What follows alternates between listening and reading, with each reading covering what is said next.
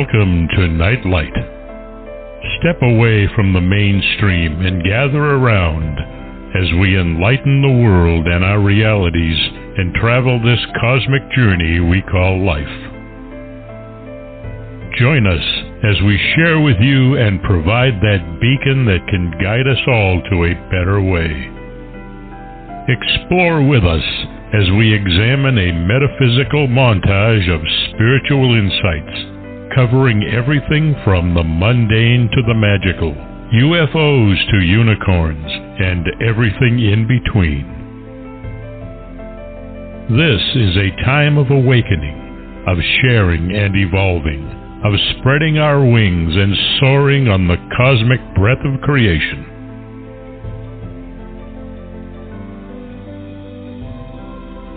Come and join with other light-minded spirits as we weave our lights together to seek understanding, enlightenment, and, with a little luck, some wisdom. This is Nightlight, a reminder that you are never alone.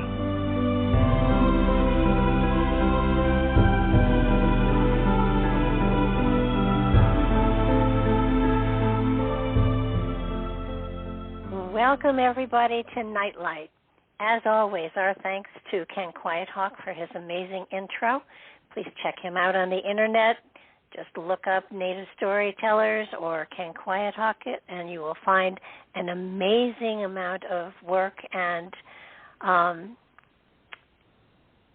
insight into how Native storytellers have preserved their cosmology and their history, which is a lot more fun than the way we do it in books. So, that said, I have a fascinating guest with me today, depending on where you are. I have Jim Willis back with us, and we've had him on for a number of shows on some of his fascinating books, and he is so eclectic in what he does. It's really quite amazing, the topics that he hits. I want to take a little bit out of one of his books here, and it kind of tells the story of what we're going to be talking about. Sometimes religion is not enough. We need more. Sometimes scientific explanations are insufficient. We need more. Sometimes mythological relevance doesn't quite satisfy. We need more.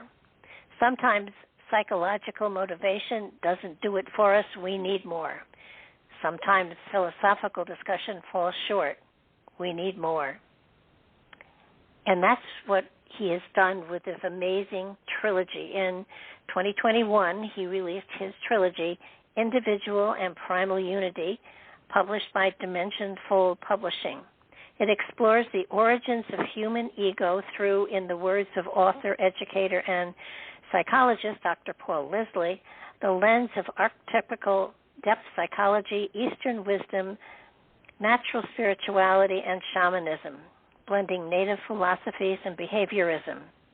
He examines the story of Merlin, Robin Hood, and Snow White as three fascinating facets of ego's struggle. Jim is a theologian, historian, and musician. He earned his bachelor's degree from Eastman School of Music and his master's from Andover Newton Theological School.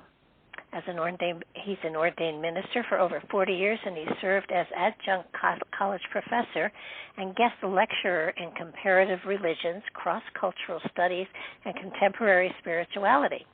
His background led him to writing more than 20 books on religion, the apocalypse, spirituality, and arcane or buried cultures, specializing in research bridging lost civilizations, suppressed history, and the study of earth energy, dowsing, and out-of-body experiences. To say he's eclectically oriented and well certified and prepared to talk on just about any subject there is an understatement by far. So welcome to the show, Jim. So glad to have you back again. Oh, thank you, Barbara. Thank you for those kind words. I appreciate it. But, every single time I listen to that introduction, not only the music, but that wonderful voice, I just fall in love all over again. That's such a beautiful introduction. I just love it. I really do. Well, thank you. And of course, I pulled Ken Quiethawk out of retirement to do the intro for me because I had been looking and listening around for a voice to read the intro, and there's just no voice like him. And, it's wonderful. Yeah. Yeah, he does. He makes me feel good every time I hear that. Yeah.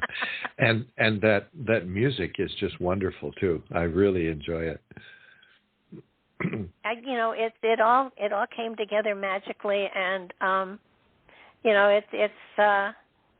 I can just about lip sync the whole intro now. We've heard it so many times, but I just every so often you write something that you just fall in love with, and it doesn't matter if anybody else falls in love with it. If it's magic for you, it always starts me off with a very positive, exciting, energetic, and certainly, I read the books before we do the interviews always. So does Mark. And, of course, for this, I read 3 books. It was a little bit of a push, but it was well worth it. And I have to say, you've taken fairy tales to a whole new level here, and I'm fascinated with, first of all, what inspired you to take fairy tales and weave around the journey of the ego? As a teacher, you're always looking for ways to engage the people you're dealing with. The same thing in the ministry, preaching sermons and all that. You're looking to engage people. And this whole subject of whenever you start talking about something like individual and primal unity, that smacks of academia so much. And I wanted to bring forth the idea of something that I was really concerned about, and that's the rise of ego and its morphing into narcissism in our modern society, because I find echoes in this modern society of narcissistic behavior. I find echoes in ancient cultures of the past. And I wanted to let people grapple with the idea that there is a very good chance, given the horrible, destructive technologies that we have at our disposal today, there is a very real chance that we could become Earth's next lost civilization. And when you start to think about it, for instance, when Plato was talking about a lost civilization that we've come to call Atlantis, whether or not people believe in the story of Atlantis as being historical, we certainly have to take it seriously when he said, for many generations, they obeyed the laws and loved the divine, to which they were akin to the divine. And he said they reckoned that qualities of character were far more important than their present prosperity. That sounds like us, doesn't it? He goes on to say, so they bore the burden of their wealth and possessions lightly, and did not let their high standard of living intoxicate them or make them lose their self-control. But when the divine element in them became weakened and their human traits became predominant, they ceased to be able to carry their prosperity with moderation. Now, this is what Plato said 2,500 years ago about the civilization that we now call Atlantis. And it becomes either an historical reality or a metaphor, because I see the same thing going on. And if that wasn't enough, if you want to turn to a different author, now being in the clergy, I'll turn to the Bible, but whether or not anybody accepts the New Testament of the Bible or not, just listen to the message of it. The Apostle Paul said in 2 Timothy, it sounds like he's talking about Atlantis, but he's talking about us. He said the very same thing that Plato said when he said, mark this, there will be terrible times in the last days. People will be lovers of themselves, lovers of money, boastful, proud, abusive, disobedient to their parents, ungrateful, unholy, without love, unforgiving, slanderous, without self-control, brutal, not lovers of the good, treacherous, rash, conceited, lovers of pleasure rather than lovers of God. They will have a form of godliness, but they will deny its power. Now here's Plato talking about a lost civilization in the past, and here's the Apostle Paul talking about a future civilization, ours, in the future. And you just can't help but think that, wow, this whole idea of ego and narcissism is real. It's happened before. It seems to be happening right now before our eyes. And I wanted to engage people in this because obviously, if we're going to make any great changes to our culture, our civilization, it's not going to come from the top down, not going to come from the political spectrum, because frankly, the political spectrum is where we see ego and narcissism run amok. It's going to have to come from the grassroots. And so I wanted to engage people on a grassroots level. And I knew that everybody was at least nominally familiar with the story of Merlin. And of course, I've been an Arthurian for I don't know how long now, many, many, many years. And I really have a tendency to believe that the story of Merlin and Arthur is a very deep and rich story that in some ways describes what we're going through today. And that led us into the idea of ego and earth magic. And then when I wanted to say, well, how do you live in a place where ego and narcissism run amok? And it occurred to me that the story of Robin Hood, and we can go into these in detail later, but the story of Robin Hood really could appeal to us and tell us, how do we live in a society that has just become so ego-driven and so narcissistic? And then, of course, I had to finish it up with the book that I actually wrote first. I wrote Little Snow White first, but it's about ego and innocence, and it's a return to that innocence and hopefully showing us a way out, that the way out of this ego-driven narcissistic tendency that is in the world today, the way out is not to fight it with more ego and more narcissism, but rather a return to innocence, to what we can be. That's where the trilogy came from. It wasn't meant to be a trilogy. I just wrote the story of Little Snow White first, and then I realized, oh, this is not enough. It needs more, and that led to Merlin and then Robin Hood. Well, there's a phrase, and I don't know who said it first. I have stopped trying to pin wonderful phrases on anybody, because the last time I decided to say, oh, this is mine, it turned out it was Benjamin Franklin's, and now I'm just saying maybe I'm just a reincarnation of Benjamin. But that old saying of people who don't understand history are doomed to repeat it. Yes, and absolutely. I do feel that we are in a repeat cycle here, and even I can see, the repeat going back to, World War I and II. So, yes. and it does, it bothers me, because you do see these cycles, and so many times in history, especially, the cycles are so far spread apart that you don't see the connection, and yet they're there. Mm-hmm. And I think we are in one of those loops right now, and it's not that we're going up, we're going down. And yet there seems to be an emergence here, and when times change, when there are major shifts in time and root races and stuff like that, there always seems to be people of wisdom who are integrated into the cultures to give people understanding, hope, and faith. And I do believe that we find those individuals, and they don't have name tags, so you can't go around looking for them, but you do find their wisdom seeping into your life and your consciousness if you're aware and looking for it. Yeah, we often look back in history and say these things happened, the sudden collapse of the Mayans or the sudden collapse of the Aztecs or the collapse of the Roman Empire. And we talk about it like one day it's there and one day it's gone. It takes, in many cases, it takes a lifetime or many more to come to the point where a civilization manages to destroy itself.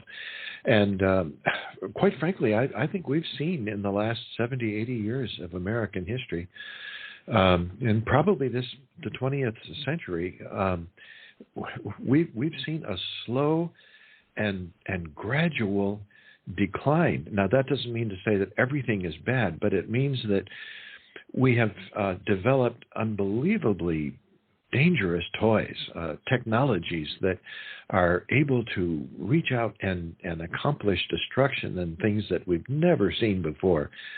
But it's happened so gradually that we really haven't become aware with it. And when these technologies develop, they tend to develop relatively quickly. When they come, I mean, just look how I remember the days when no one ever heard of a cell phone, or a smartphone, and now look how fast it's taken over our whole culture. And when it happens like that, when it happens within a course of our lifetime, we become accustomed to it, and we don't realize how widespread it is. But when we look at any number of different places, the political system, and how we can point a 20 or 30 year basically a collapse of people talking to each other instead of at each other. In the environmental world, we never really thought we could, destroy the whole earth. There were people, like Rachel Carson, who tried to warn us about it way back in the 60s, and we just said, oh, maybe it'll happen, maybe it won't. Well, now it's really happening. Ask the people of California, and the same thing with warfare, with modern warfare. Boy, you look at the tremendous destructive capabilities of stuff that's going on in Ukraine right now, and the innocent people that are just dying by the thousands. And put it all together, and you just realize we're in trouble. And I know a lot of people who are optimists, who are glass half full people, say, well, but there's a lot of good stuff. And they're right. There is a lot of good stuff in the world. Thank goodness for it. But on the other hand, boy, these are pretty destructive toys we're playing with. And I'm not sure we have the morality and the ethics to control them. Well, and our culture, too, when you stop to think about it, we used to be community-oriented, and now I personally know people who in the same house will text each other room to room instead of walking to the room and speaking personally. So we have become. I can't believe it, and it's I know me, it. It's what happened to. Old-fashioned here. What happened to talking around the dining room table at mealtime? Yes. That doesn't happen anymore. I mean, the things. No. My mother used to talk about how free and open everything was, and people didn't lock their doors, and now.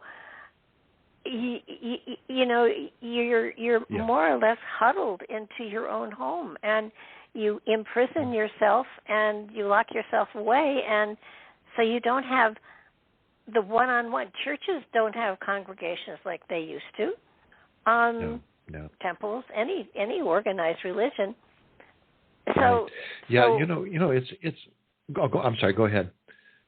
No, I was just going to say things have changed so radically in the last 10 years, and people, people. I heard somebody say, well. It'll be nice when we get back to normal. And I just looked at them and I said, this is the new normal. Yeah. We're not going back.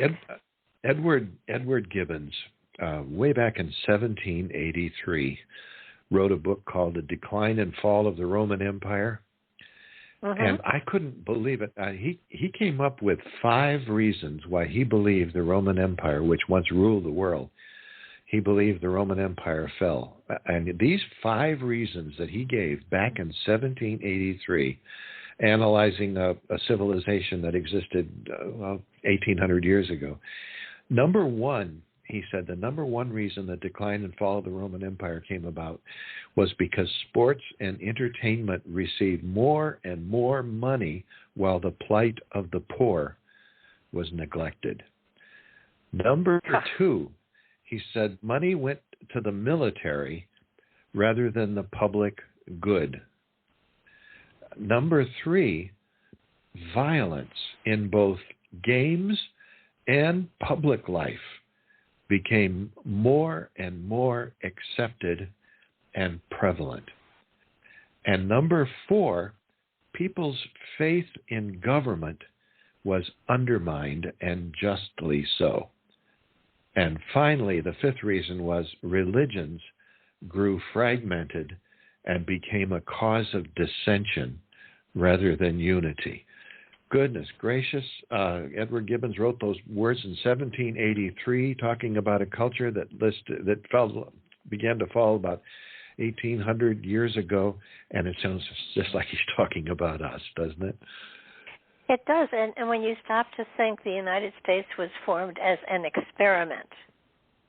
Yeah. And I think it was Benjamin Franklin who said, I'm pretty sure he did say this one. Yes, it was. It's a good thing. I know what you're going to say, and it was Benjamin Franklin.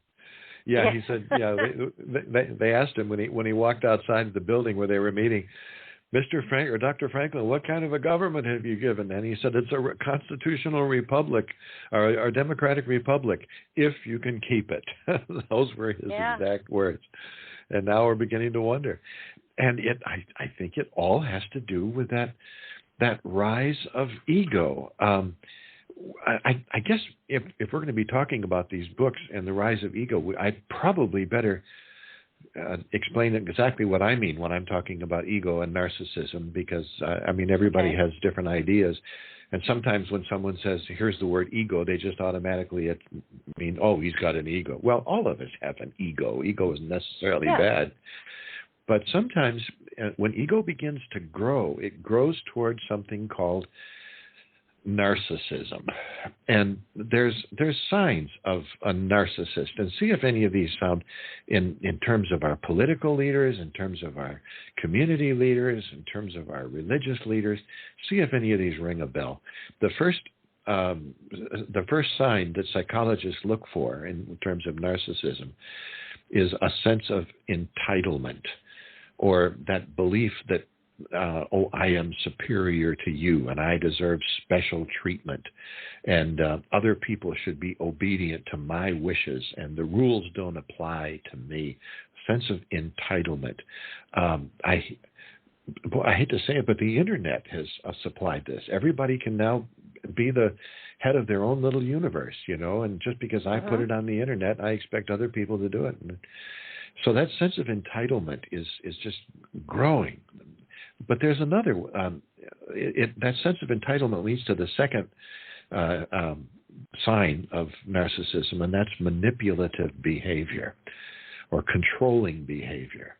A narcissist will probably try to impress you first and please you, but eventually their own needs always come first. And when narcissists relate to other people, they ought to keep people at a distance. They want to maintain their control, and they may even exploit others just to gain something for themselves. Idea of narcissism, a trait of narcissism is a need for admiration, the constant need for praise. People with this behavior, they get their validation totally from other people. And they often brag or exaggerate their accomplishments just for recognition. How many followers do I have on my social media platform? How many people tuned in? How many people responded to my latest Facebook post? And all this kind of stuff. That need for admiration, the idea that it's so important. I still don't understand. I just don't get it. The need of people to take a picture of what they're eating in a restaurant and put it up on Facebook before they even take a bite. and they want to show the plate as it comes out from the kitchen, just to say, look where I am, look what I'm eating. Who cares? I mean, come on.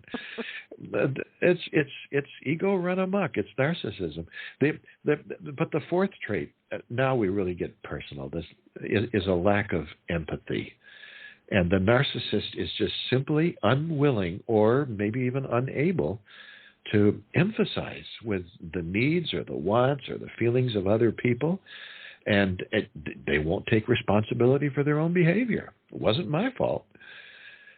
And the final trait, and we see this so much, it's arrogance. People with narcissistic behavior, they always see themselves as superior to others. So that's why they can become rude or abusive when they don't think they receive the treatment they think they deserve, and they hold themselves superior, and they may speak or act rudely toward waiters or waitresses or workmen or people who do things for them. They speak rudely because they think I'm superior to these people. Now this is narcissism. But it doesn't necessarily mean ego, and this is why it was so important to I think define these terms. In my way of how I treated it in the book, the ego is necessary to all of us. When we leave the source and come out here to the edge in this material existence, we have a tendency to think of I, because now out here we're not experiencing oneness and unity as we did before we incarnated and became human, or physically human. But now out here, we came out here to develop the idea of what an individual is. And that's, I think, what ego is. Ego is the I. Have you ever said, like, I have a brain, I have a body, I have arms, I have legs, I have this, I have that, I have a soul, well, who is the I? That's the ego. So it's necessary. But boy, when ego gets out of control, look out. It turns to narcissism very quickly. Yeah, and I think one thing that I recognize is that a healthy ego can easily slip into narcissism and be caught and dragged back in, and it's something that I think probably all of us wrestle with from time to time. And it's kind of like, let's do a reality check here. Just how far amok have I gone? And kind of jump it back and say, okay, that was a bit out of hand. Let's correct that.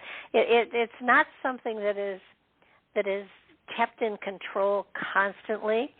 Everybody has the ability and will slip here and there and get a little ahead of themselves and get jerked back. I know I call those my 2x4 moments, where the universe smacks me in the head and says, "Who do you think you are?" Yeah, that's right. And when we look back on our lives, it's funny you should mention this, because that's exactly where I've been in my life the last couple of days. I have come to believe firmly in spiritual guides and in unseen angels, or whatever we want to call them, watchers who look over us. And I look back on my life and I realize anybody who's a public speaker, or anybody who's a teacher who stands up in a pulpit or who writes books, it's really easy for us to get the idea was, well, I'm up here elevated above everybody, or I'm the one in charge of the class, or I'm the one in charge of the sermon, or I'm the one writing the book and all this kind of stuff. So aren't I special? And so I know we all have those tendencies. But I think in my own life, I look back and I've just come to realize in the last couple of days that I've always wanted or been kept from the idea of becoming, as a pastor of a church. It was always a small church, never a big church. As a teacher, it was always in small colleges, never great big huge colleges. And I think even in terms of my writing, I've never written a bestseller or anything like that. I think those unseen angels have been watching over me, protecting me from myself. I really do. They have. It would have been very easy for me to feed those narcissistic tendencies that we all have, but I'm very conscious that I have. It's very easy for me to feed them, and so I'm just thankful that in this life, as I look back on my own life, we're not alone. You know, we're being guided by forces and powers that will welcome us at the end, and thank goodness for them. What would we do if they just left us to ourselves? Okay, somebody once said to me, "What do the people that follow you think of, the radio show and all of this stuff that I've done?" And I looked at them and I said, I would be horrified to think that anybody was following me because I don't know where I'm going. That's a wonderful way to put it. And it's a different journey for everybody. And those people who try to replicate somebody else's journey, end up in a maze because it's not their journey. So, right.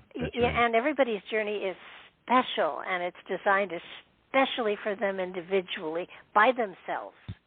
And but you're right. I mean, the ego is having a healthy ego is a good thing. Having a too healthy ego can get you in trouble.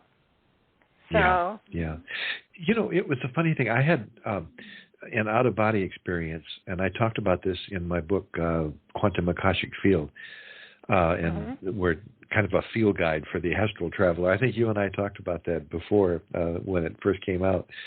I had an experience. Yeah, I had an experience of going out of body and meeting a woman who was trying to guide me through a forest.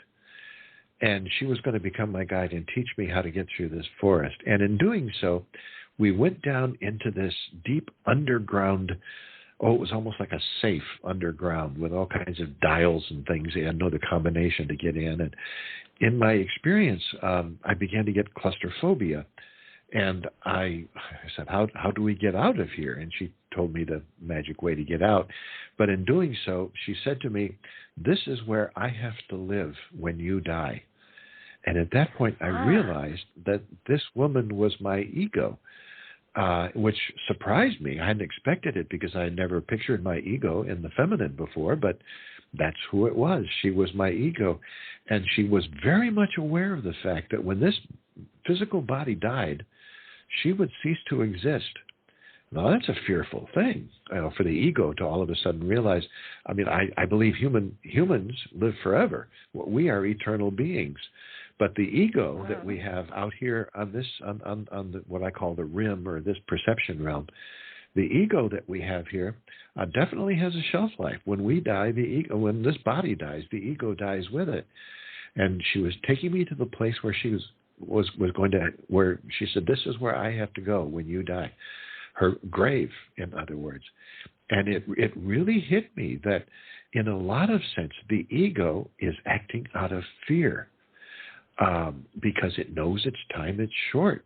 And the ego is afraid. That's why so many times when we talk about I, which is the ego, we use it in terms like, I'm afraid that this is going to happen, or I don't know, or I question that, or and there's the ego talking. It knows, and it's afraid. And I think the fear of death that most people have comes from the ego that is the individual.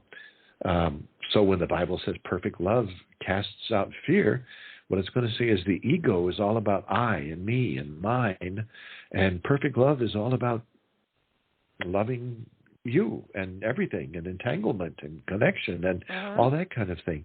And it's something to know that in our mind. It's quite a different thing to feel it in our hearts, I'm afraid. Oh yeah, the distance between the brain and the heart is exceptionally long trip. That's a wonderful way to put it. Yeah. It's but it's funny because I have the element of ego comes up over and over again. I've had a number of people who have told me, this is my last incarnation. I'm finished now. I don't have to ever reincarnate again. I don't ever have to come down to the earth plane again. I'm done. I've learned it all. Yeah. And I used to argue with those people. And now I don't argue with them anymore. And I say, you're absolutely right. You will never be on the earth plane again. However, your spirit may have another thought or two. That's a good way to put it. That really is a good way to put it. Yeah, and I think it comes to the fore most because we identify the ego with fear, and I think ego tends to rise in times which are changing, because change always involves something new, the death of the old and the birth of the new, and that's always a fearful thing. That's why I began this trilogy with the story of Merlin the magician. I think the Arthurian story of Merlin and Arthur, on a metaphorical level, can really teach us what it's like to live in a time of great spiritual change in a culture. When you think about it, Merlin represented the old earth religion. When you think of Merlin, you think of him being out in the trees and dripping with moss and all this kind of stuff, and talking to the earth and feeling the earth magic and all that kind of thing. That was Merlin, the essential pagan, the essential druid, if you want. But Arthur represents a totally different thing. Arthur was raised in a Christian household, and he represented a time of change. Christianity was beginning to drive out the old religion. Arthur, the bear, Arthvar, the bear, was beginning to drive out Draco, the dragon. That was Merlin. Merlin was the dragon energy, and Arthur is all about the future. And Christianity was starting to move in and try to eliminate this whole idea of any kind of pagan thought or earth energy thing. And so Arthur and Merlin, or Merlin and Arthur rather, represent a change in culture. A change of being, a change of spirituality. Arthur is, of the city. Merlin is of the woods. And Arthur's knights go out looking for dragons to slay. They're slaying the old dragon religion. And they're searching for the Holy Grail, the great Christian symbol, the cup of the Last Supper, and all this kind of thing, where Merlin finally... just like Puff the Magic Dragon, he sadly slips into his cave, but he's not dead. He's still there, and he's just sleeping in his crystal cave until the time comes when he's needed again. And so that's the time of change that was represented here. Merlin understood that everything was connected. Nature and people, that we were of nature. Christianity tended to build walls around itself. Merlin would worship in a grove of trees, whereas Christianity would build walls around itself, big stone walls, and say, come on in here, out of the world, to be your own. And it was a different way of response. And the people who were of Merlin's dragon earth energy, they could see that sense of change. They knew that something was different. I think today we're living in that same kind of era of change. We know that something is different.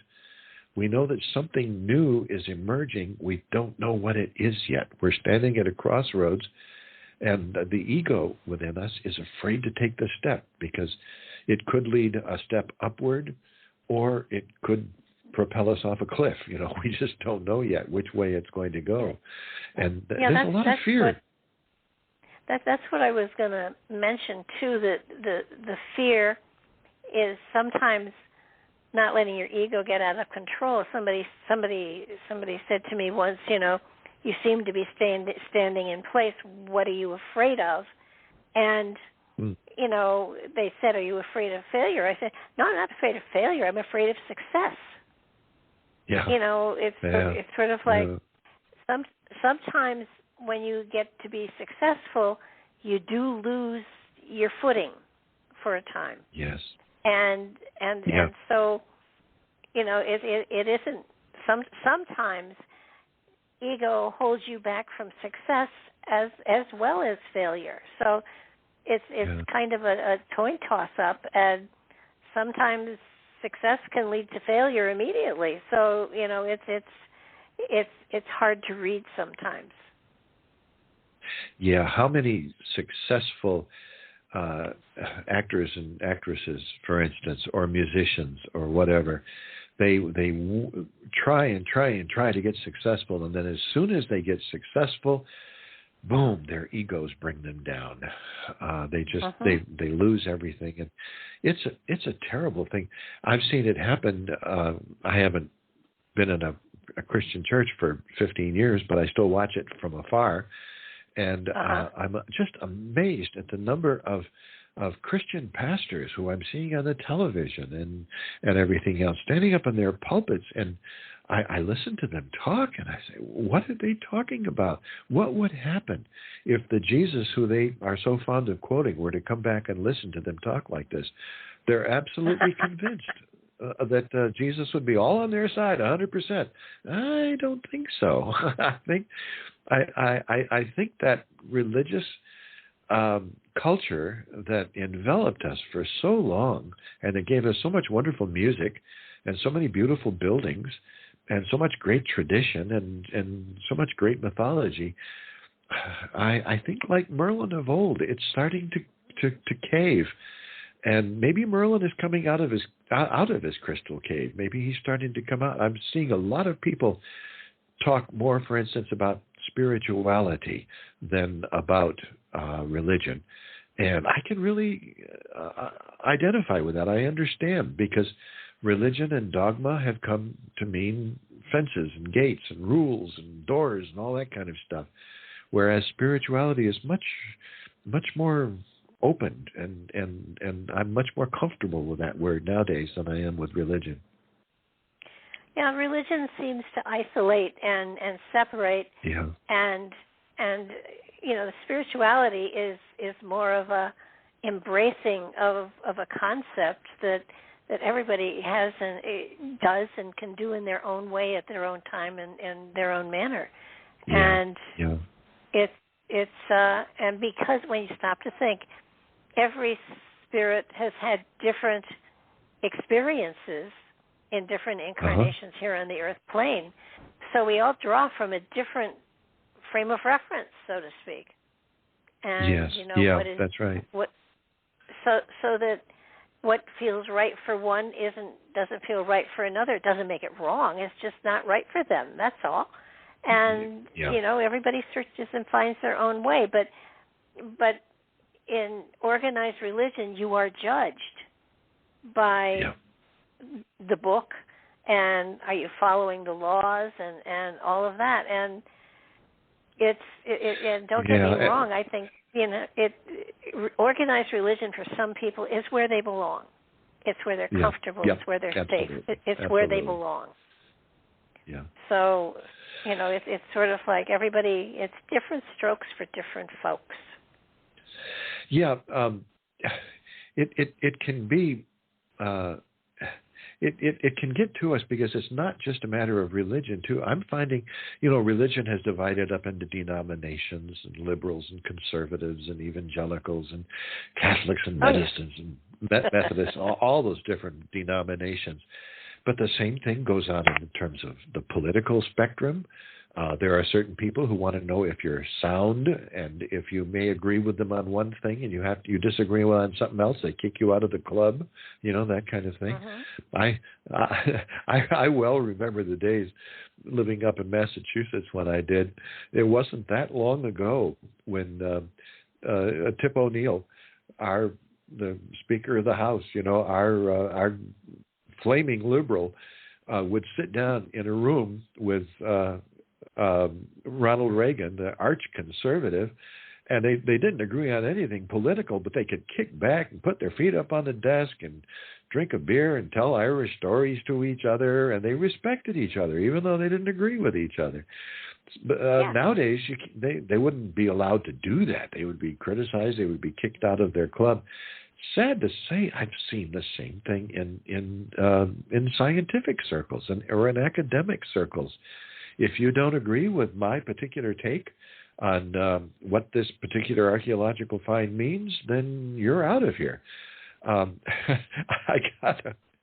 got a real great example of this. A couple of summers ago, I went on a personal field trip because I was involved in studying the mound culture up and down the Mississippi River.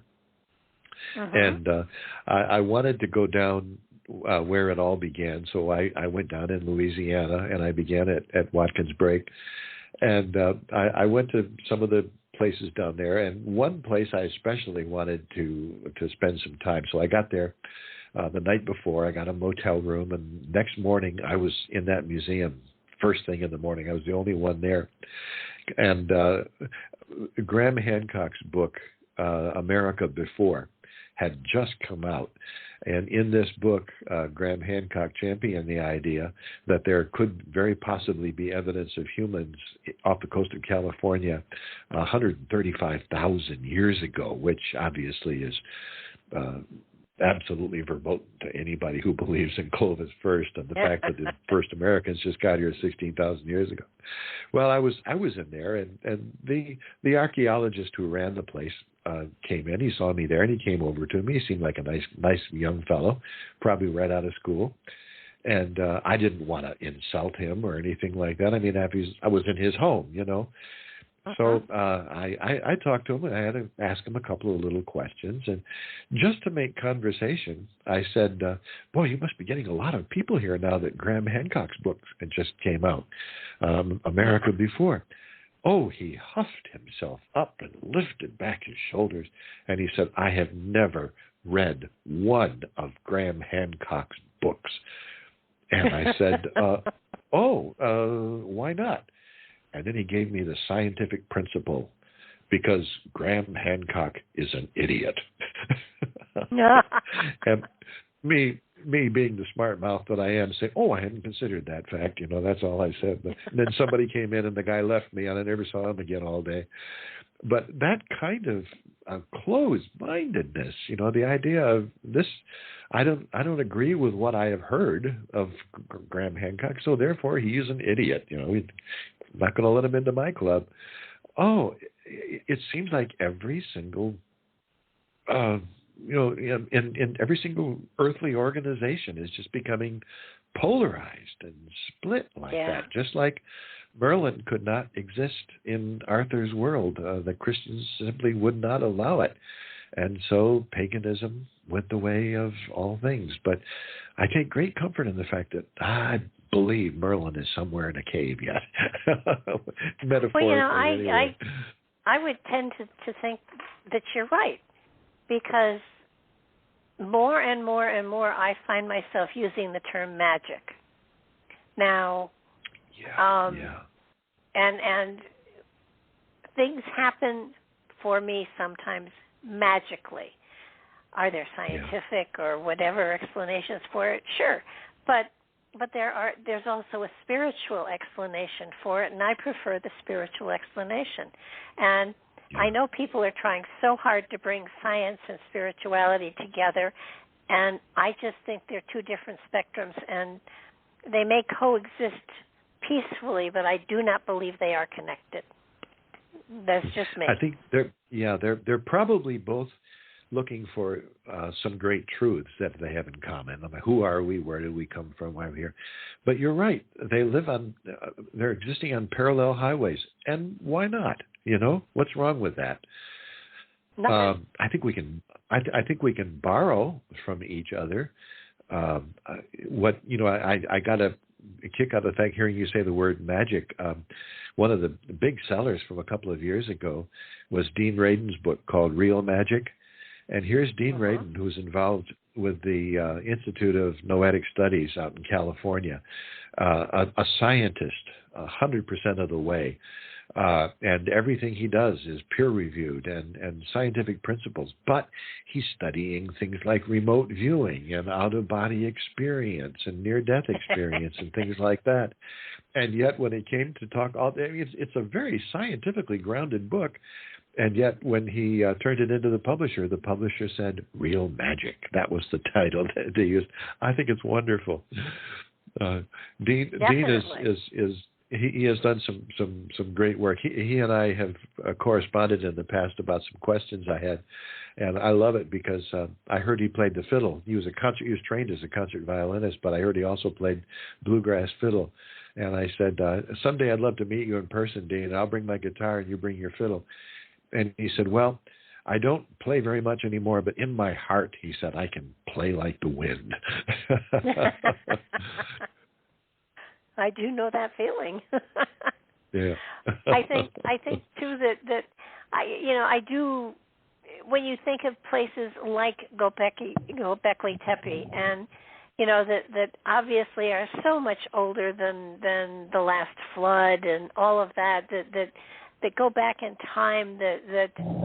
I keep wanting to know what happened before the last mass extinction. What was it what cultures were here, what societies were here, what belief systems were here? Because I do believe we started all over again, whatever 1,000 years ago, 9,000, 10,000, whatever it is. 11. Yeah, they say at the end of the last ice age, 11,800 years ago. All of a sudden, all this stuff just came up almost overnight, without any practice time, so to speak. I think it had to be inherited from an earlier culture. I think you're absolutely right. But what kind of people were they?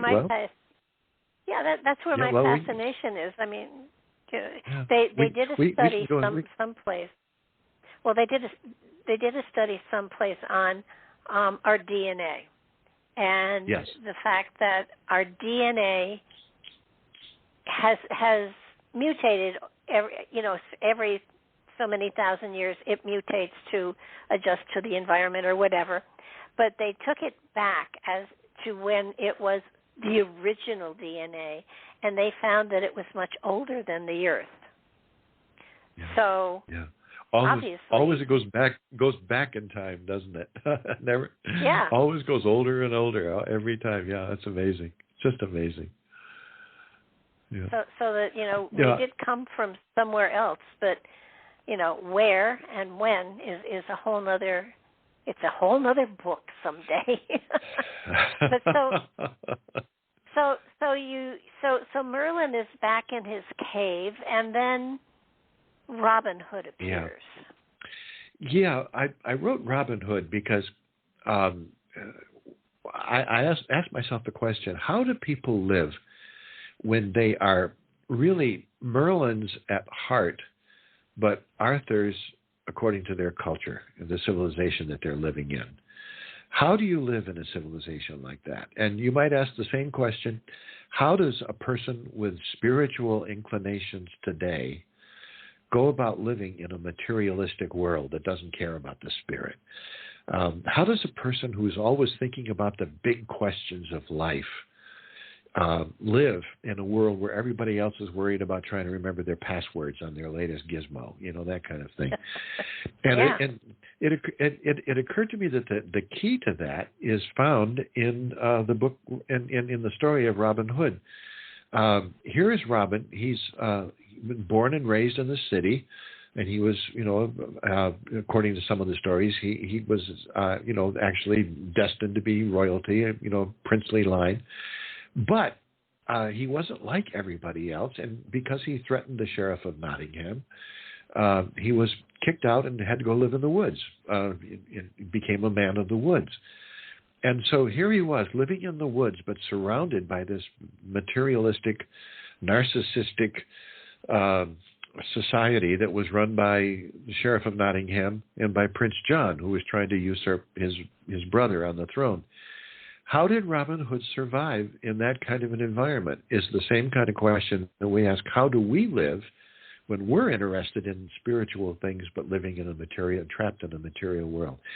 And it occurred to me that how Robin did it was not only by being true to himself, but by surrounding himself with a group of like-minded people, the merry men and maid Marian, all of whom had specific talents and specific abilities that might not have enabled them to live on their own, but when they got together and shared their abilities, they were a force that was simply unstoppable. And this is the story of Robin. You have gifted people who, in different ways, like Much the Miller's son was the baker, and they had Alan Adale, who was the musician, and they had Little John, who was the strength of the warrior, so to speak. And they had all of these different people, and they all had these different gifts. So from the story of Robin Hood, I think probably our method, our way of living, is to do exactly what you're doing with your program. You're reaching out and surrounding yourself and surrounding all of us who listen with the idea that we are not alone. We are a group of merry men and women, so to speak, just like Robin had. And we all have different gifts. We all have different abilities, and yet we're all able to work together to live a life of the spirit while surrounded with a very, very materialistic culture. It's not easy, that's for sure. And the materialistic culture is always looking to stamp us out. But Robin Hood and his men were very good at borrowing from the rich and giving to the poor. You know, they're borrowing whatever they could or taking whatever they could from this society, but then distributing it to the poor who needed it. In the same way, I think we can reach out and grab all of these great spiritual treasures and then share them with other people who might not have any other way of knowing about them. I think it's an extremely important task that we're doing it right now, you and I and Mark. That's why the show is called Nightlight. Yeah. People thought it was a silly title, but it's meant to be a light in the darkness. Here's a spark. Exactly. Ignite it within yourself. Yeah. Exactly. Yeah. Yeah, and it, I think it's more important than ever nowadays. Sometimes, especially living where I live literally out in the woods, and I'm down here surrounded by the woods, and sometimes days go by when I don't see or hear anybody. And in some ways, I love it because it's like living inside of a meditation 24 hours a day. And it turns you inward. And it's deliberate. When I retired from the ministry, I deliberately wanted to get out of the world and become a kind of a hermit for a while. I expected to do it for 1 year. That was 15 years ago. But I live out here in the woods and have all these uninterrupted time for thinking, and every once in a while, maybe once or twice a week, the telephone will ring and it'll startle me. What's that? All that kind of thing. So, but there's a dark side to that too. You tend to, after a while, you tend to hopefully. It doesn't grab you, but you tend to worry that, well, maybe I'm all alone. Maybe there's nobody else who thinks the way I do. And then I get on the horn with someone like you and Mark and talking to other people and realize, no, there are a bunch of us out there. There's a bunch of merry men out there in the woods, and we all have our different gifts. We all have to do our different things. But it is possible to carry that spirituality into a very materialistic world. Yeah, and I think that it's a challenge, but it's exciting. Oh yeah. And I keep I have tech people that help me with the tech that I can't do, and every now and then they say, "Oh, you could make money with this and market that," and I keep saying, "You don't understand. Spirituality for me is free." Yeah. And if I can put out information, if I write a book, pay for it.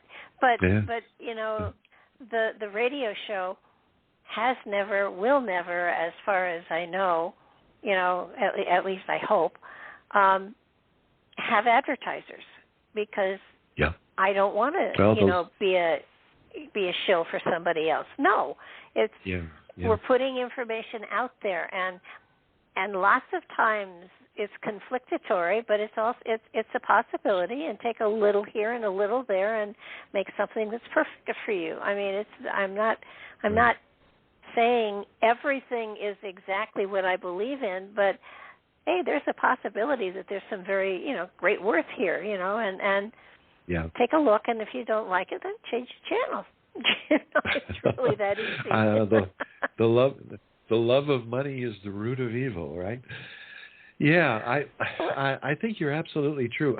It sometimes bothers me to see how that kind of thinking that you're trying to keep on the outside, how that often seeps its way into the spiritual life. I really believe in the idea of manifesting our life and manifesting a certain things that we need in this life.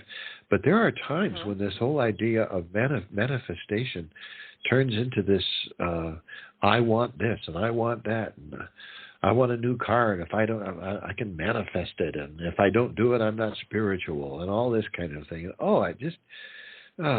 It bothers me how it's so easy to have these negative concepts seep into a world that is magical and beautiful. It is, and I served in the pulpit for 5 years, and I was part of a rotating ministry in a spiritualist church, and they always knew that if I was in the pulpit that I would forget to take collection, and the ushers would just stand by the door and hope as people were leaving. Because to me, did I get paid to do it? Yes, but as far as pausing so that I could jingle coins in people's pockets did not appeal to me at all. So I just didn't do it. And they kept saying, you forgot again. I used to face the same problem when I was at a small church that was, kind of struggling to keep on. We were doing our own thing. But it got to me where I just didn't like taking up an offering, and so I said, listen, let's not do it. Let's just put a box in the back of the church, and people can, put in money if they want, and, no one will be watching them, and, no one will check and all this kind of stuff. And I tried it for about 6 months, and I almost got kicked out of the church because the revenue stream went down so fast and so far.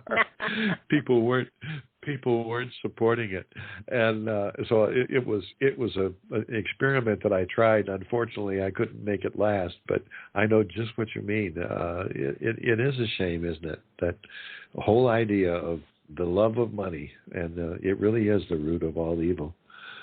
Well, that's why the show is so cool, because there is no collection, there is no advertising. Yeah. Don't buy this mustache wax, or don't buy this beer or whatever. And I mean, yes, I have authors on that have written books, and certainly the purpose is to talk about the book and the material in the book, and if people want to buy them, they can go buy them on Amazon or wherever. But I'm not pitching to sell them. I've read them, and I can talk intelligently, hopefully, on the subjects that are covered. And it's sort of like, we are in such a material world, and when eggs are going for $9 a dozen, it makes you want to get a chicken coop in the backyard. Right. I mean,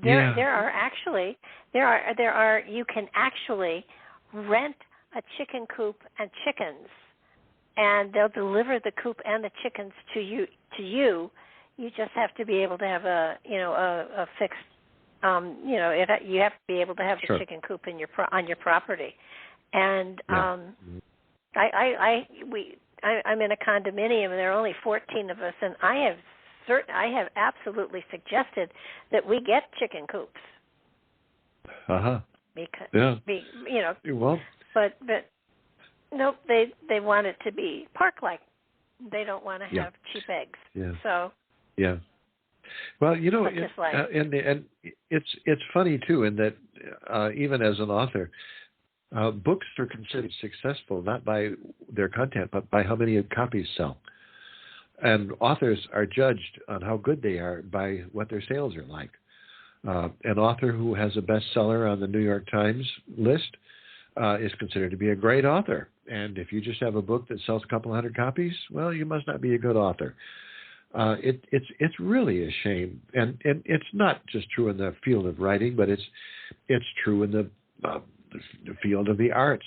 For instance, I've heard some terrific, wonderful musicians who never had that big break. I've met some fantastic actors who are acting in community theaters, but they're waiting tables because they haven't got the big thing that makes a Meryl Streep out of them or something like that, you know. And this whole idea of how much income we generate is going to be the measure of how good you are in your field. That's a shame. Well, isn't that what happens in academia too? It's publish or perish. Oh yes, absolutely. I've even had some publishers tell me that that they really enjoy doing that. They don't want to have to pay their authors. The authors are just so anxious to get their books out in print that they'll do it for nothing, and spend sometimes years of their life writing the book that some publisher will finally publish, and the publisher will make some money, but very rarely will the author ever make any money. Yeah, it's a sad thing. Well, it's funny because I do look at it. I've done some publishing too, and it's like I tell people, you don't get rich on publishing. You just don't. But you get a chance to get your message out there if you do podcasts or if you do conventions or if you do whatever. Yeah. But so what's important to you to get? Yeah. For me, getting something published means it lives forever, which means that in 300 years somebody can pick up a piece of my work someplace, and some of my wisdom has gone forward in time, and that's I love the metaphor of that, because symbolically, your work is now going up into the cloud. I love that, and anybody can draw on it from the cloud. What a wonderful metaphor that is. Well, and not only that, I worried at one time. Sometimes you have random thoughts that catch you, and you sort of perseverate on, and it was like, okay, so if there's a mass destruction time frame, and the Earth is wiped clean again, like one of those Etch-a-sketches, so that everything goes back to whatever. The only thing that I can see in this society that will survive is Mount Rushmore, and maybe not even Mount Rushmore. That's an interesting thought. Yeah. So that's a fascinating thought. Yeah. My concern was what happens to how do we preserve our society, and then I realized that every podcast we do is an electronic wave that goes out into the universe, and it is preserved as that wave forever, so that at some point in time, these waves, these podcasts that we do, all of us, will be able to be picked up by somebody, something, somewhere, and our history will be preserved. Unfortunately, some of the current music is not worth preserving, in my opinion. But the podcasts and the radio show, anything that's on waves electronically, will live forever out there. Yeah. Carl Sagan. Yeah, Carl Sagan captured that so beautifully in his book, Contact. He has those people way out there in the universe who discover that there's life on Earth because of the radio waves that come to them. And the first radio waves that were broadcast came from the Olympics that were held in Nazi Germany. And here's Hitler. Oh, wow. And all of that bad stuff that was going on, and all of that ego run amok and everything else. And yet those people way out there in space listened to it, and they realized there was hope here, not because of the message of Adolf Hitler and the Nazis, but because of the music in the background. It was Beethoven.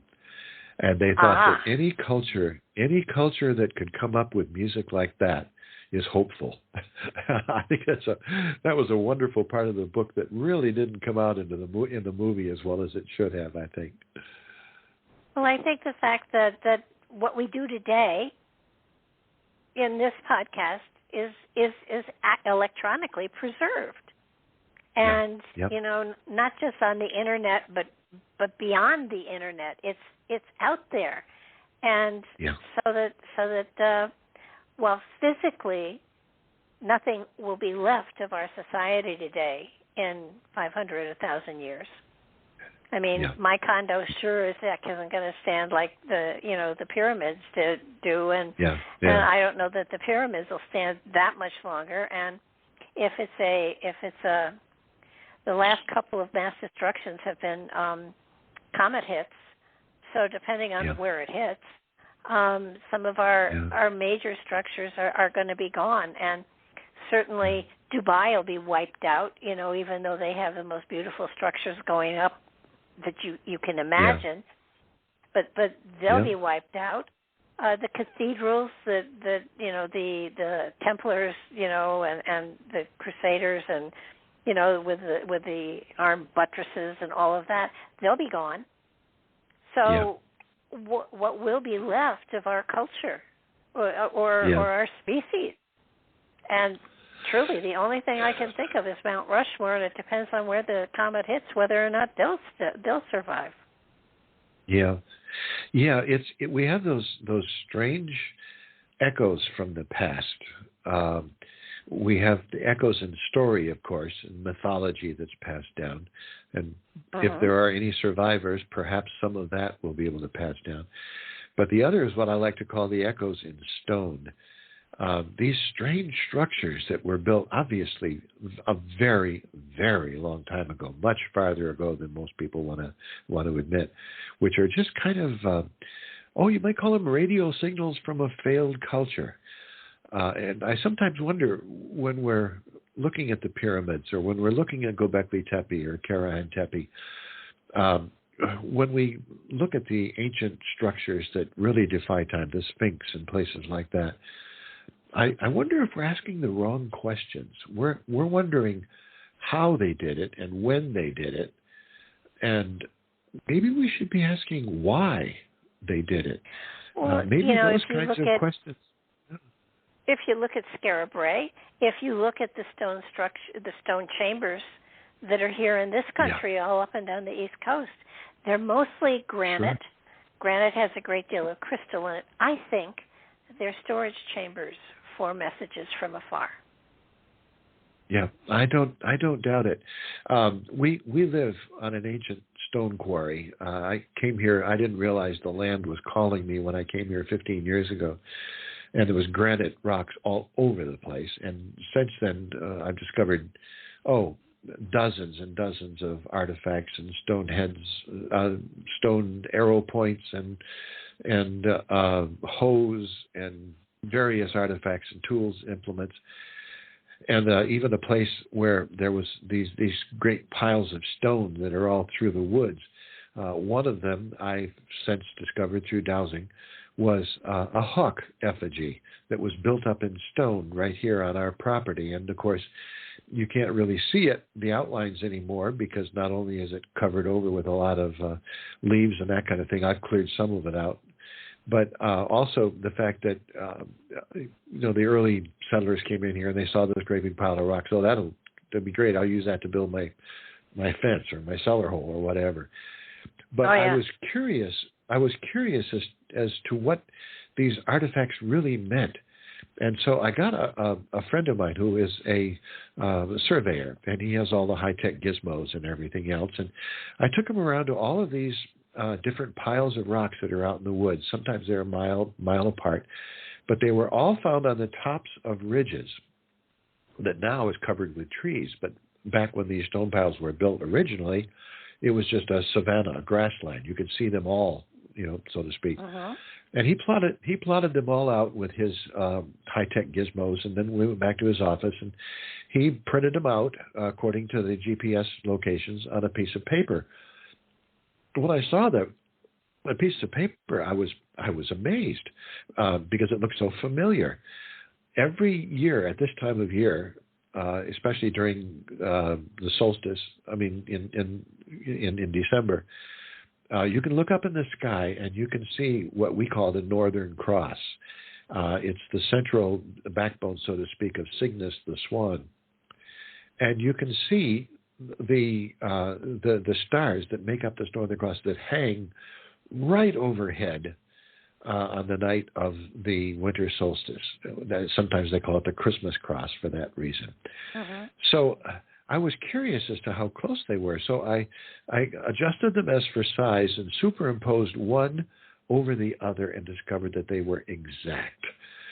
At some point in the distant past, and I think it was thousands of years ago, a group of people here saw at the time of the equinox, the winter equinox, the winter solstice rather, they saw those particular stars, which even then they associated with Cygnus the swan, and they took those stars and they superimposed them on the earth, on these things. How they did it, I don't know. But I can just see them on the night of the winter solstice. I can see them lighting these fires on the hilltops that mimic exactly the position of the stars over their head of Cygnus the swan. And they literally brought heaven to earth. And here on earth, they were building the stars that would mimic the stars in the heaven. As above, so below. Or, to quote the famous Lord's Prayer, thy will be done on earth as it is in heaven. It's the same thing. They were aware of this. And they may not have left very much except in terms of an artifact or a spear point or an arrowhead or a hoe or a pick of some kind. But somehow just those stone piles that they left managed to survive whatever has happened to this area, including industrialization and the cotton and growing here in the South and all that kind of thing. They managed to survive all of that, and they still speak from the past to people who are willing to listen. There's one place that I call the Shaman Circle where I will have my ashes buried, and I go and I sit there sometimes during the day or morning and evening, whatever. I built a little bench, and I just sit there and commune with those who came here in the past. And I said, I don't know exactly what your message to me is yet, but I'm working on it. I'm trying to get it. They were trying to communicate something that outlasted them. There is a message there, and it seems like almost every year I get a little closer to understanding exactly what they were talking about. Did you ever consider that you might be talking to your past? Oh, yes. Past life? Very much so. Matter of fact, my spirit guide, who I call Sabuko, why, I don't know. It was just a name that popped into my head when I first met him when I was dowsing. I'm sure that the first stoneworker who came here to this spot of ground was a previous incarnation of me. He is that part of me that is left behind on the other side of the veil when I was reincarnated into this life. And I have no question that when I die and my ashes are placed there, I will either take his place or join with him or become one with him in one way or another. We will be reunited, and I will do for future generations what he has done for me. That's incidentally the whole story. That's what I call the book. The book that I'm reading right now called Sabuko and Me tells this story. It'll probably come out in a couple of months. That's what I call the light body energy, and in my belief system, the light body energy is an etheric replica of the physical body that you're in right now, and at the moment of death, the light body energy and the energy in the physical body reconnect, and the symbology of the hands put together in prayer is symbolic of the reuniting of the physical of that which has been on the earth plane with the etheric body, the light body energy that is always there watching us. Yeah, I fully agree with that. I've developed a kind of I'm kind of a left brain guy all my life, and so I always have to systematize everything. But I've developed a system. When people say, how did we get here, or what are we? I've developed something that works for me that I like to call a slice of reality. I'm certainly not saying it happens exactly like this or this is the truth, but it works for me, and maybe it'll help other people out there. But if you picture a record, for instance, an old vinyl record going round and round and round and round, the farther out you go toward the rim, the faster it travels, and the farther it travels. Well, I like to think that there is a still small point in the middle of that circle that is perfect stillness. I like to call it the source. Earlier in my life, I might have called it God, but God is a word with so much baggage that people have so many ideas. I hate to use the word God because when I say God, people assume I'm talking about their definition of God when I may have quite a different one. So I don't call it the source I don't call it God anymore. I call it the source. And there at the source is perfect stillness and perfect unity, perfect oneness, so to speak. And it's there, but there is one thing you can't experience there. The thing you can't experience in perfect unity is the idea of individuality, of ego. You can't experience that because everything is one. So if the source is going to experiment and learn what individuality is all about, energy in that source, and I think each one of us, we can just picture ourselves as a little ball of energy or something like that, has to make what I think is a courageous decision, and that's to leave the unity and the perfection of the source and to move out from the source. And I think there's I like to picture three different dimensions that we come through. The first dimension is what I call consciousness. Albert Einstein and Stephen Hawking call this the mind of God. That's what they were seeking. Consciousness is not quite the source. It's a little heavier, a little thicker, a little slower perhaps, but it is the awareness that there is something else outside of that unity. And it's that dimension of consciousness which I think undergirds the whole world. I don't think consciousness comes forth from the human brain. I think the human brain is a receptor, kind of like a radio, so to speak. But consciousness, I think, undergirds everything. But that's not far enough. You aren't really an individual. You're just aware of, conscious of what an individual can be. To move out of consciousness, you have to go through the first field, which I like to call the Akashic field. It's the field of possibility and and potentiality. Akasha comes from the ancient Hindu Sanskrit, which is a wonderful spiritual language. And there was where all possibilities exist. Socrates talked about this field. He talked about the difference between a horse and horseness. He said, horseness is eternal. There's always horseness out there. A horse is simply a physical manifestation of horseness. Horses come and go, but horseness lasts forever. That's out in the Akashic field. But when we pass through the Akashic field, I think then is when we enter this, I like to say, well, the scientists say it's newly discovered quantum reality. We like to say we've just discovered the quantum reality only about 100 years ago, but I think it's the very same thing that, dowsers and mystics and shaman and women have been, exploring intuitively for thousands of years.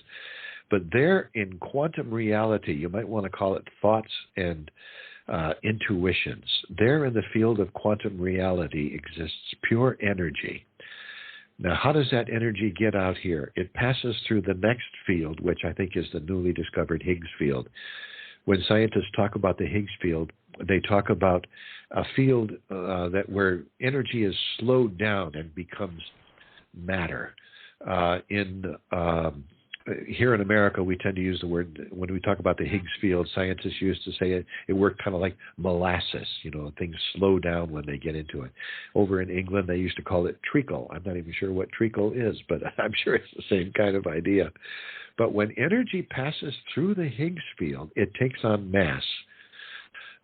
It becomes matter. Einstein gave us the mathematical formula when he said E equals mc squared. Energy is the same thing, or equals mass times the speed of light squared. So when that energy, which began in the source, moved through the dimension of consciousness, then passed through the Akashic field into quantum reality, and then the energy from quantum reality passes through the Higgs field, it comes out here into where we live. I call it the perception realm, or material reality manifested. We are nothing but energy, which has taken on mass. And out here, we understand for the first time what real individuality is. And our purpose for doing all that is to experience everything that we experience in our life. And when this life is over, the individual, the I, the ego, dies, so to speak, and is buried with this, one way or another, with this material body, and it decomposes. But all of the experiences that we gathered in this wonderful school of our perception realm, all of that we take with us back to the source. In other words, we are helping the source grow. We are the source, but we are also envoys of the source. Or you might say we are envoys of God in the same way that we are divine ourselves, God. And we bring that experience with us. Now, this could be just an academic exercise on my part, except I find it very comforting when things are going wrong, when I'm discouraged, when I'm hearing all the bad news, when I'm hearing all of that stuff. I just simply have to remind myself, well, you know what? In a world of duality, where there is up and down and materially manifested, and there is right and left and, black and white and all that kind of stuff, there is also good and evil. And we're going to experience it all. And no matter what's happening to me out here as an individual, I know it won't last forever. And when I die and take this experience back with me, I will have the blessed privilege of adding to the source, of adding to God, so to speak. And that gives me great hope. I'm an envoy of the eternal, and I am eternal. I'm separate from the eternal while I'm out here, but this won't last forever. And when it's gone, I'll return to the eternal again, but carrying all this wonderful experience. I think these experiences that we carry with us are what some people like to refer to as the Akashic record. We carry these experiences, and they are eternal. Just like your broadcast that goes out into the universe, every experience we have goes into the field of Akasha, and it's stored there. Scientists even have mathematical formulas that tell us you can't lose energy. You can't lose information. It's somewhere. It's just a matter of finding it. And I don't know. To me, it gives me a kind of a hope about what life is, and it makes it possible to go through the difficult times. Well, I look upon us as seeds of the source. As what of the source? Seeds of the source. I love that. That's a wonderful way of putting it. I mean, if you look at the best representation I can think of is the sunflower. The sunflower grows, perfect. It follows the sun, and then at some point in time, as it begins to dim, it sends out its seeds to create new sources in new places. Yeah. Oh, that's wonderful. I love that image. Yeah, following the light. Yeah, that's really great. I mean, and when you stop to think about it, that which makes us unique is the fact that we carry a seed of the source within us. Yeah. And so that we are envoys, we are representations. We are in many ways the source experiencing everything that each of us experiences. Yeah. And Oh, I'm so glad you said that, because it also leads us right into the final book of the trilogy, Yes. Little Snow White. When you're talking about the seeds of the source, it allows us, thinking of ourselves like that, it allows us to live in a manifest world with a lot of bad stuff happening as well as good stuff, but allows us to recapture and reclaim and hold on to that sense of innocence, which is why I called Snow White ego and innocence. I think it's the beautiful picture of that the evil queen is, as I call her, Queen Ego. She is totally wrapped up in herself. She just, she looks in her mirror. Just like we look into our computers, and she says, "Mirror, mirror on the wall, who's the fairest of them all?" Just like we open up our day by looking at our computers and saying, "Oh, computer, computer on my desk, who got more hits last night than all the rest?" That kind of thing. We look into the computer and we want to reaffirm our importance. Who's the fairest of them all? Are people listening to me? Are people paying attention? Are people reading my stuff? And all this kind of thing. And that's Queen Ego. And Snow White is just the opposite. She's living out in the world. She's innocence, personified. And the world hates it. Queen Ego hates innocence. In the same way, the manifested world does not like it when people look at innocence. Just look at the movie Forrest Gump, for instance. The innocent who goes through life not wanting to do anything, but he changes history all the time. He sees it all the time. And that kind of thing in Snow White is, I think, so beautiful. And eventually it appears in the story of Little Snow White. I call it a roadmap for our time, because I think the story of Snow White tells us how to live in this world and how to retain our innocence. And ego is always going to try to poison the apple, and give it to us. And there comes times, certainly enough, when we eat the apple, just like Snow White ate the poisoned apple. And if that doesn't have New Testament or Old Testament ramifications, I don't know what does. And she seems to drop off, into death. But she doesn't die. We can't die. All she does is sleep. And she is awakened from that sleep by a wonderful thing. And here is where I think Walt Disney really did us wrong. In the Walt Disney movie that so many people are familiar with, Snow White sleeps the sleep of death, and she's put in this fancy coffin. And it may be a beautiful gold glass-filled coffin, but she's still dead, according to the world, until, according to Walt Disney's version, the prince comes and gives her the kiss and brings her back to life. That's not what happened in the original Snow White story. In the original story, she's in the coffin, she's sleeping the sleep of death, and the seven dwarves are taking her off, and they trip, and she comes in contact with the earth, with earth energy. In other words, she's restored to the Merlin religion, the Merlin spirituality. She's restored, and it's in contact with earth energy that she comes back to life. And only then does she marry the prince. So it becomes the third in this trilogy where royalty always comes from outside. That represents, I think, our spiritual gurus and our angelic angels. They always come from outside. In the story of Merlin, of course, he's in contact with all kinds of spirits. In terms of Robin Hood, the Prince King Richard comes back, and he's the royalty who marries, in effect, Robin, the man of the woods, and Maid Marian, the woman of the town. So he, in effect, marries the two spiritualities. And in Snow White, it's the prince who always comes from outside. But they don't come and they don't make their appearance until after we've solved the problem, after we've gone through it.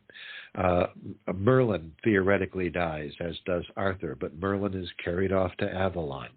And Robin Hood we get the idea. Eventually he dies, and of course, little Snow White comes back to life again, just like Robin Hood's royalty is restored to him. And in terms of little Snow White, she comes back to life, and the evil princess, the evil queen rather, is finally killed in a rather horrible thing, which I won't get into. You'd have to read the book for the whole thing, but she literally dances herself to death. I have found that the Grimm's fairy tales in their original are really grim. Oh yeah, very much so.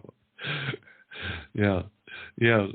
Snow White is forced to put on a pair of shoes that are made out of metal, and they're red hot, and she dances herself literally to death. Oh, it's a horrible. No, that's the concept. Queen, not Snow White. No, not Snow White. The Queen, I mean, yeah. And it's a terrible thing. Those grim fairy tales, like you say, they are very grim. But when you put it all together, I think these three books do tell us that even though we're out here and we feel that there's darkness all around us, there is a nightlight available if we look for it. We can find light. We can find light in the darkness, and they tell us. And what really gets me is these are all very old stories, all of them, and which means that whether we take them historically or not, and I think probably most of them are not really history as much as they are metaphor, we might not take them historically, but we take them seriously, because it means that a long, long time ago, people were dealing with these very same problems that we're talking about right now. A long time ago, they haven't changed. And that means that our ancient ancestors were really smart. They could have come on this show and talked to you about the very same things that we talked about. And we know they were thinking that way because we have the stories. Don't you think that a lot of especially the fairy stories, were originally stories to teach morals to children? Yeah, I think so, but I think the adults were also talking to themselves at the same time when they did it. They wanted to train children to live in a spiritual kind of life, and so they would tell these stories that were full of magic and full of morals and full of ethics. And our kids today don't get that very much. Our kids have quite a different idea. For instance, in the modern way of talking about evil is to look at, say, the movie Star Wars. And how do you get rid of evil? You blow it up, right? You blow up the Death Star. Well, that's what our kids are being raised with, the idea that good can triumph over evil by blowing it up. Oh, it's a terrible thing to teach kids. There's much better ways to deal with it. And I think probably we're even seeing some of that come out into the modern news when you see young kids who aren't even old enough to fully understand the concept of death carrying a gun into school and shooting their teacher. I don't even think they ever got past the idea that just because somebody shoots a bad guy on television, boy, when you do that in real life, it has real ramifications. And I think we're seeing that in our youth, and I think it's terrible. I really do. Well, you have to take it back to the home. You have to take it back to the parents, and it's what are the parents teaching the children these days? And basically, I was horrified by it when I saw my first grandchild. They would sit him in front of the TV with it was a Disney thing, and it was theoretically, intelligent, to get his brain going with the music and everything, but it wasn't, there was no personal connection there. There was no, even if they were sitting with him, holding him, it would have been a better lesson, but it was a way of occupying him so they could, and my grandchildren came out perfectly, and they did a great job with them, but when you see children having children and not knowing how to raise them, and certainly I think there's been gang killings, and two of the people killed were a 16-year-old girl and her 10-month-old baby. When you're seeing things like that happening, you're beginning to wonder, what is the family unit? What are people doing with their children? It's just, life is a teaching experience. And you don't wait to send the kid to school to teach. You start teaching as soon as he's out of the womb, and I mean, it to me is horrifying. Yeah, and the parents who are raising these younger generation of parents, a lot of them have never heard any of these old stories. They don't know about Merlin. They don't know about Little Snow White. They never even heard these stories. They were raised on television, and which was quite a different media. I was thinking the other day that I used to watch, television when I was a kid. Television first came out. I mean, I'm 77 years old, so we didn't get our first television until I was older, a little more. But I used to watch, shoot 'em up shows. I used to watch Lone Ranger and Gene Autry and Roy Rogers, and it occurred to me that I never saw any killing. They would always shoot the guns out of their hands, Now, so I never saw anybody actually be killed and died on television. But nowadays, the other night I was sitting here watching NCIS. I'm hooked on NCIS series. And every single episode starts with a murder, sometimes a gruesome murder or something blowing up. I realize that I see more death on television in one night now than I did in the first probably 15 years of my life. And that is sad. And when parents who are raised on that, raise their own children on that, it gets to be tough. Well, you and I are same generation. I remember the first TV, and I was 3 years old, and my father brought it into the house, and the screen was not much bigger than a tablet. And the shows were only, it wasn't 24/7 anything. It was, there would be a signal on it, and then a show would come on, and then 5 hours later, maybe the news would come on. Or Kate Smith would sing "God Bless America." Oh, geez, yeah. It wasn't until the 80s that they started with 24/7 telecasting. Yeah. So it's a terrible thing. I know there's a lot of younger people probably listening to us talk that are probably saying, "Oh, a couple of old fogies sitting there talking about the good old days." I'm not saying, and I don't want to imply that television is bad in and of itself. We can do some wonderful things on television. I love to be able to turn on the television and listen to 4 orchestras or 6 orchestras. I get to choose, play a Brahms symphony, or something like that. Or some of these wonderful shows that I like to watch on History Channel or YouTube or any of those things. I'm not saying that television is in itself bad. I don't think anything like that is really in and of itself bad. It's what we do with it. And that's what I think you and I are talking about right now. I really think that. And that reminds us again of Snow White. She lived in the world, but she was innocent.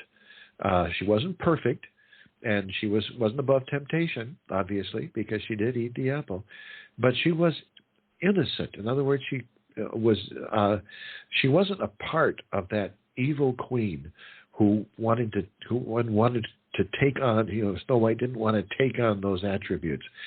And so often, you look at our political spectrum, so often the politicians we respect the most are the most ruthless, the most diabolical, so to speak. Yeah. But I think you left out a part here with Snow White that I think is important for people to realize. In the story, the evil queen first tempts her with laces and laces her dress up to the point where she stops breathing, and the dwarves come home and save her. So she was tempted once, and then the second time she was tempted, it was a comb that she put in her hair, and that zonked her out, and she was rescued. So it was the third time that the queen just said, "That's it. I'm off on her." But she was tempted 3 times, and the only thing that saved her was reattaching and reconnecting with the earth energy. So So that, the fact that she was tempted says, just because you're tempted doesn't mean it's going to, it's the end of the world. You're always going to be given another chance and another chance and another chance and another chance. No matter how often you screw up, there's always going to be another chance. Isn't it fascinating how Isn't it fascinating how universal the idea of the three temptations are? Jesus being out in the wilderness, before he could begin his ministry, he had to face down three temptations.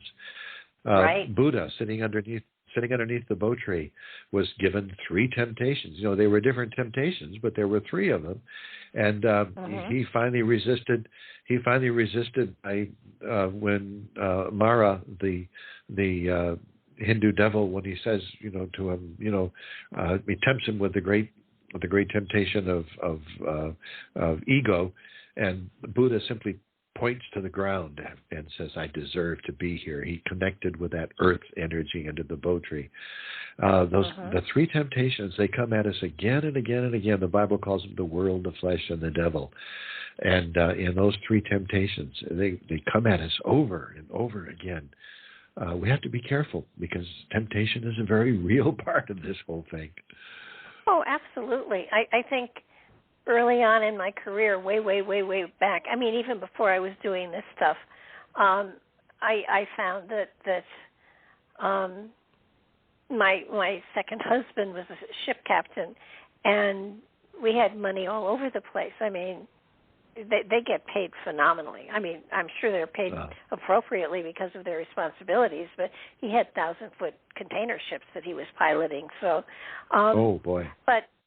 But when that marriage ended, I went back to being poor, and somebody said, you lost so much, and I said, I lost stuff I hadn't earned, so it was appropriate. It wasn't fun, but in retrospect, but it's sort of like it made me far more appreciate when I do earn something that I did earn it, so I'm entitled to it. And I have found that if in my life, if I have not truly earned something, chances are I'll lose it. But if I really earned it, it's mine, and if I destroy it or lose it on my own, that's my own fault. But so that life lessons are so amazing. Instead of looking at them as disasters, look at them, in my opinion, as this is an amazing lesson. I survived it, so I must have learned something. And let's figure out what it is and take that as a gift. So. It's a wonderful thing. I've often had people say, "Boy, I wish I could have learned this lesson when I was younger. I'm approaching death. It's almost too late." And I said, "No, because the object isn't to learn these lessons before we get old. The object is to learn these lessons before we return to the source." And I think a lot of times we can't learn these lessons until we've put in the life years, the time, to have the experiences we've had. And then when we look back, then all of a sudden they become real to us. And we say, "Oh, yeah, that's right. Now I understand why things happened the way they did." Yeah, and when I have my 2x4 moments where the universe gets my attention by slamming me good, it's like, damn, I should have earned that a couple of times ago, and it wouldn't have hurt as much. But I think it's a matter of our perspective, and as we get older, I think our perspective gets better. Yeah, I would hope so. That's what being an elder is all about. But then again, that's a whole other subject. But then again, the whole concept of the elder is being pushed out the window now. Youth is better. That's what we're taught. But but they don't know anything. Yeah, I know it. The old timers who sat around the fires and the campfires without televisions, without radios, without electricity, and taught their children, listen when so-and-so speaks, because that person is an elder. He's a wise man, a wise woman. Listen to them because they can teach you a lot. I think that's wonderful, and we just don't do that much anymore. The other thing is, when we were talking about all sitting down together, I was thinking the other day when I was out for my last bicycle ride, I was going through this small town near me, and I realized that there weren't any porches on the new houses. The old houses always had a porch out in front, and they always had, the rocking chairs. And people would sit out on their porch at night, and neighbors would walk by, and they would gather, and they would talk, and somebody would put on the coffee or something like that. We don't do that anymore either. The elders have been pushed off the porch, and we just kind of stick them in the living room and put them in front of the TV, and that's what it means to be an elder nowadays. Oh, there's a lot of wonderful things about life today, but there's a lot of things that we need to really work on too, I think. Yeah, my grandchildren have the luxury of having traveled all over the world, and when they go off on their trips, I usually say, "Where are you going?" And they'll tell me, and I'll say, "Make sure you see this and this and this," and they don't ever take my advice.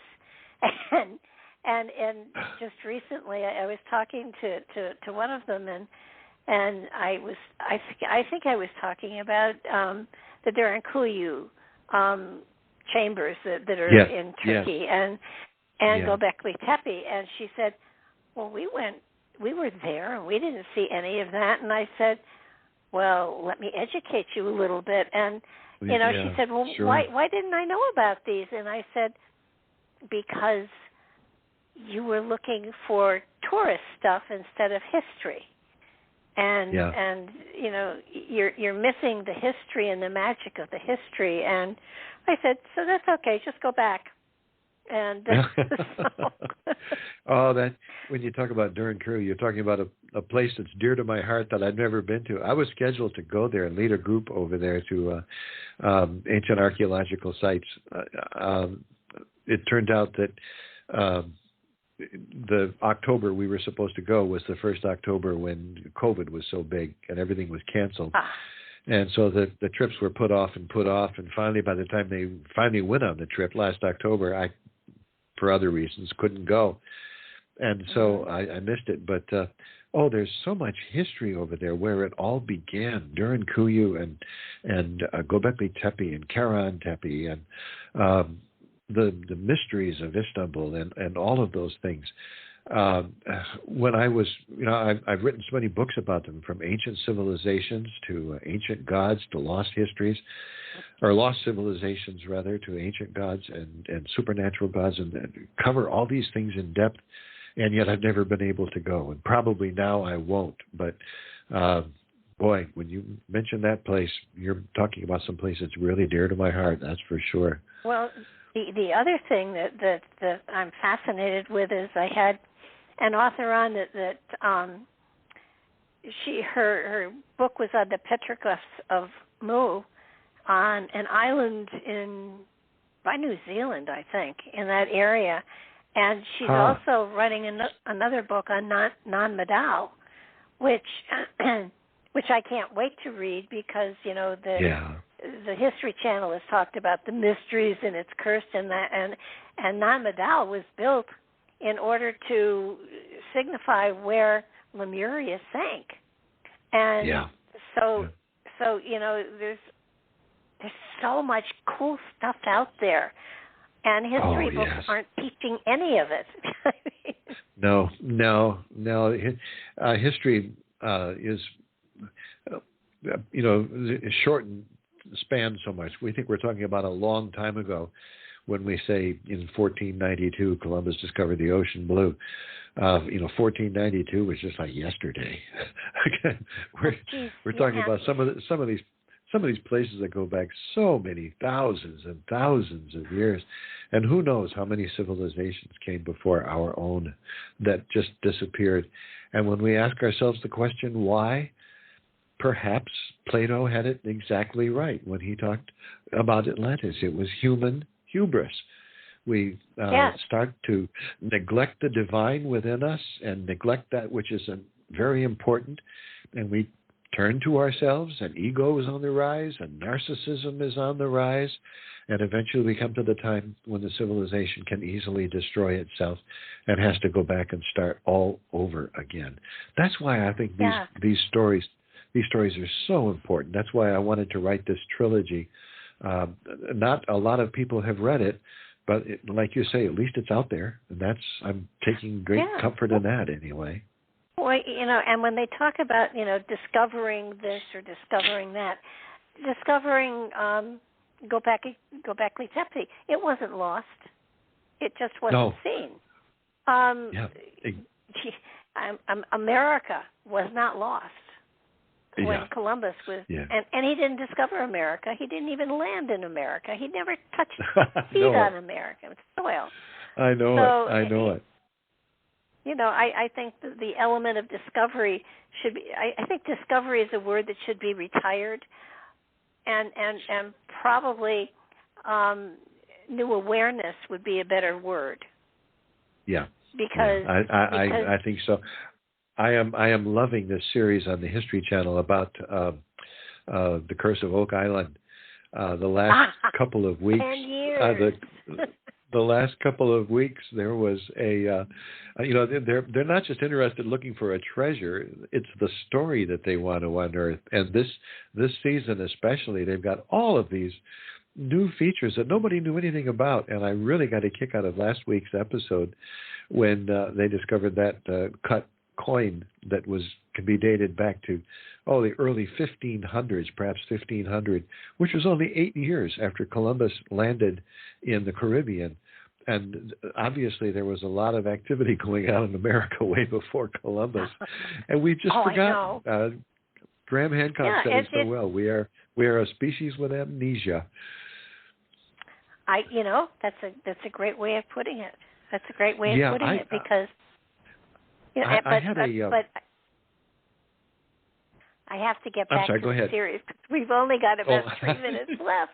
I do want to recommend you can buy all 3 books at the same time, by the way, on Amazon.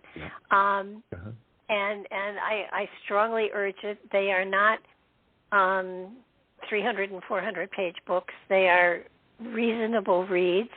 I'm blessed with the ability to read deep and fast, but they are enjoyable to read, and I highly recommend you get them and read them like one a week, and then think about what you've learned, because they are an amazing teaching tool, and when you apply the wisdom in each of the books to your own life, you begin to see yourself in a lot of different scenarios, which is really phenomenal. And I got to tell you, it's an amazing series to wake you up to your own ego and your own potential for being a narcissist from time to time.